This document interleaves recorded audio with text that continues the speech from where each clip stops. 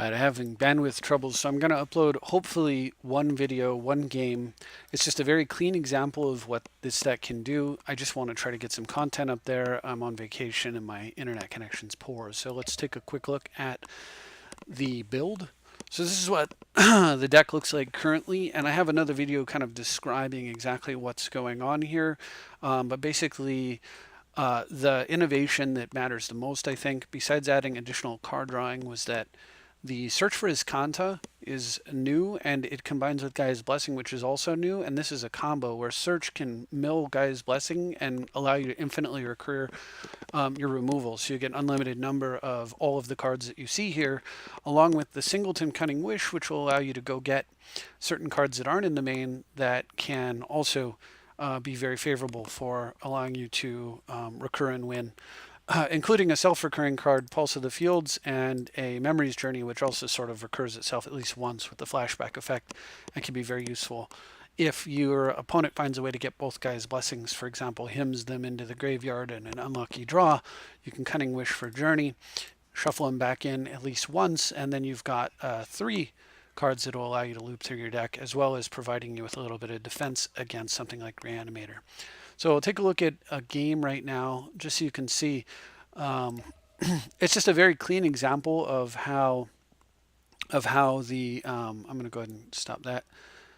Of how the deck plays out, and it's the first game I played today, first match rather. It went real smoothly, and hopefully you'll enjoy the demonstration of what the deck can do. So this is playing against Death and Taxes, as it turns out.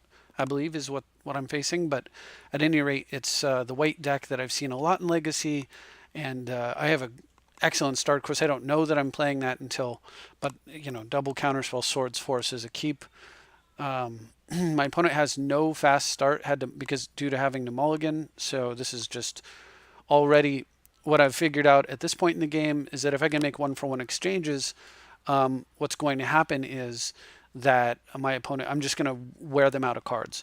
So I use a counterspell on Mother instead of Swords there because I really, really want to Swords to Plowshares that factory.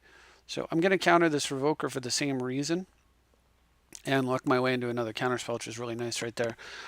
I want to plow the factory. I want him to have a turn when they've got nothing, and I can affect my opponent's mana, but he's not cooperating. However, I've hit 5 mana now, so I've got more counters up. So Thalia, again, I'm trying to convince my opponent to activate Factory at some point here. He's down to 2 cards in hand, so Mox Diamond not so great here. And because I'm on this activate your factory plan, I'm maybe playing a little bit poorly, a little too aggressive with the counter spells here, because now I can't Cunning Wish for Enlightened Tutor and then Enlightened Tutor for a way to get more cards in my hand. Because if I do that, then I won't.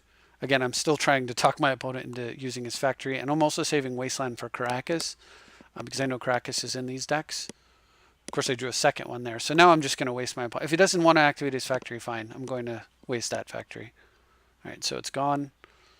I've got 1 Swords for whatever his follow-up play is, which turns out to be a Flicker Wisp, last card in their hand, so we're going to plow that. And right on time, a Brainstorm into Crucible allows me to shuffle and get another Brainstorm ready to go.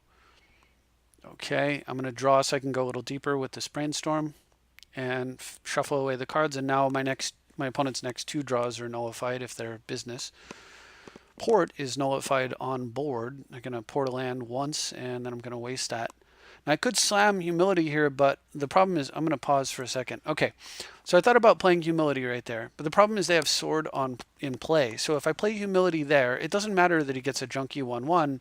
That Junkie 1-1, if it's not Thalia, which I could Karakas, is going to beat my tail in with the Sword of Fire and Ice. So what I need to do is play Humility on a turn when I can Force of Will as well. I need 9 mana. The other reason for not playing Humility there, though, is that my opponent could draw Council's Judgment and exile it. At which point, I've really kind of hurt myself because Humility is one of my trump cards. Now, I'd love to have a Humility because of cards like Stoneforge and Recruiter the Guard, but we're just going to have to wait on it. Because I can afford to go 1-for-1 with my empty-handed opponent. So I'm gonna force here, but I would have had to counter this anyway because a 1-1 with the Sword of Fire and Ice is just too good, right? I'm thinning my deck, trying to get all of the lands out of my deck. Okay, that was really, really good, the deck fade in there. Now I'm safe from sword. So I can play the Humility. I've got the Force of Will ready to go for 5 mana. Let my opponent have an Aether Vial, sure. Get the last land out of my deck. Now we can DAC and throw away more lands, which I can then replay. Get a Sylvan down. I still have a counter spell ready to go. Very little my opponent can do at this point. I'm going to steal the Sword of Fire and Ice so that they can't go end of turn Aether Vial something good and then hit me that way. Or I might actually just take the Vial, but it's a slight risk if I were to take the Vial first and my opponent cheated a Mother of Runes in and then equip Sword of Fire and Ice. I might have a big problem. So most likely I'd just take the sword and risk it, allowing them to resolve something. However, a lot would depend also on what the Sylvan Library revealed. And then, of course, we're going to get Search for Azcanta on board, and then very quickly the game is completely gone for them. So it was a good sample game of how, like, it was a really poor draw where I made a lot of one-for-one exchanges. Just Cunning Wish for a Swords to Plowshares because I wasn't willing to go get Sylvan with an Enlightened Tutor. And it still didn't matter because it was a victory through mathematics, right?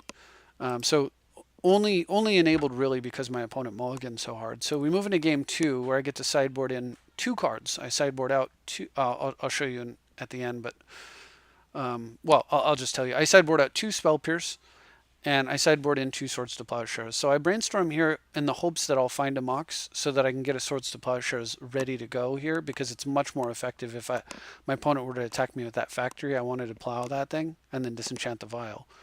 Does not, so I'm going to play this, and then I'm going to wait and see, does he activate it end of turn? No, then with the ability on the stack, I'm going to disenchant it. If he had activated end of turn and put Mother of Runes into play, I would have had to Swords the Mother of Runes. So that's why I waited. All right, so my opponent's attacking with Factory. This is a good sign right here. This is the sign of the game is well on the way to being won. And with the Swords to Plowshares in my hand, I feel I can tap out once and get that Crucible down, and now I'm in great shape. Opponent swings in. I'm going to let it happen. I've got Thirst for the second Mox, which is really nice. He's going to go for Recruiter. I'm going to plow in response. I left the Wingmare in play only to make it harder for my opponent to do something like play a Sword of Fire and Ice and then make some other play, for example. All right, double Wasteland my opponent. I'm just going to main phase Thirst in the hopes of doing exactly what I did, drawing another Mox and a land so that I could continue to develop my board while generating cards. Like, I was going for the luck and it paid off. So thirsting away a Mox and then Moxing away a land into a Crucible is just amazing right here. And at this point my opponent scoops. So I don't know what my opponent's play could be here. The worst would probably be Stoneforge, although if he doesn't have a land, he's not going to be able to equip for a little while. I'm going to brainstorm in response to whatever my opponent does, because it's possible that I could draw 3 cards. One of them's Force of Will and a blue card, and potentially Force of Will. If my opponent doesn't make a play, I probably brainstorm as well, just because of the Factor Fiction. I'm going to Wasteland him next turn 100% and then cast Factor Fiction. So at this point, though, my opponent, he's had enough unlimited Wastelands. It turns out that the White Weenie deck has made itself very weak to the Crucible of World Wasteland game plan, and that's really good for this deck because constraining your opponent's options is a very important feature of playing this deck. Either by running them out of cards like we did in the first game, or running them out of mana like we did in the second game, or both, which is the preferred route. So just a couple of quick games, but as you can see, against him I sideboard out 2 Spell Pierce to bring in 2 Swords to Plowshares. I leave Cunning Wish in case I'm going to need to pick up an extra disenchant, or I might be in a situation where I have a Humility down but no moat and I need to pick up Pulse of the Fields, like, they're hitting me for a bunch of damage every turn. Or it's possible that I might be able to Cunning Wish for Enlightened Tutor for a moat or a Humility, depending on what I need, or Sylvan. So I leave the Wish in. And of course, and then I just, like I said, I just bring in the 2 plows for the Pierces. I leave the Needle in because of Aether Vial and because of equipment as well. And not much else changes in the deck. And so very smooth deck to play, very enjoyable. And hopefully you like that quick demonstration. I look forward to longer videos, but with any luck, this video will upload, and at least you'll get some entertainment while I wait for a better connection so I can show you a little bit better demonstration of what the deck can do. And that's all I've got. Thank you very much for watching. I'll see you next time.